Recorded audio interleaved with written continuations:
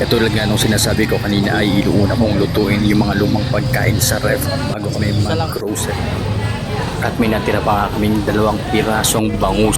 Kaya bago kami mag-grocery ay iniisip ko kung ano ang pwedeng bilhin or i-partner sa bangus.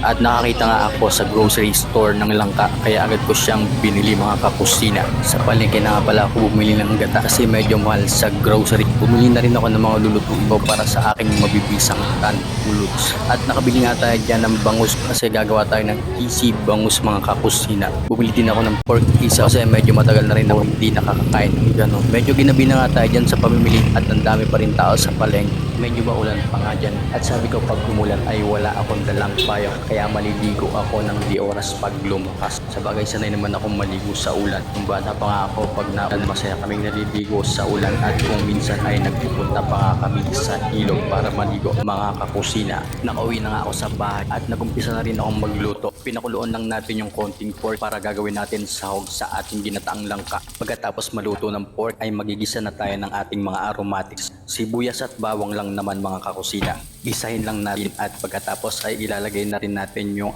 pork kanina. At ituloy lang natin yung ating paggigisa ng ilang segundo. Ito na nga pala mga kakusina yung langka na sinasabi kong nabili ko sa grocery. Bali hinugasan muna natin yang mabuti bago iluluto. Gigisahin lang muna natin mabuti yung ating langka. Pagkatapos na maigisang mabuti ay maglalagay na rin tayo ng pampalasang fish sauce mga kakusina. At ituloy lang natin uli ang paggisa.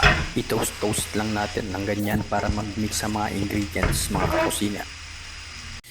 Pagkatapos ka natin i-toast yung ating langka ay pwede na natin ilagay yung coconut milk o yung pangalawang piga ng gata.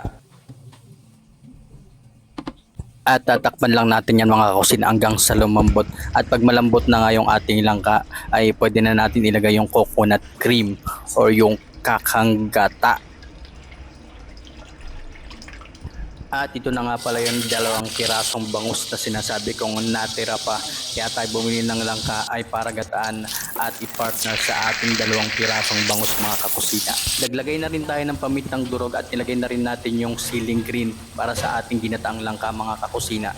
At sa tuwing nagluluto nga ako ng ginataang langka ay aking itong pinatutuyo hanggang sa lumabas yung kanyang oil. Para kasi sa akin mas masarap yung ginataang langka lalo at tuyo. Ayoko kasi ng masabaw na ginataang langka. Para sa akin ay mas masarap yung tuyo na ginataang langka.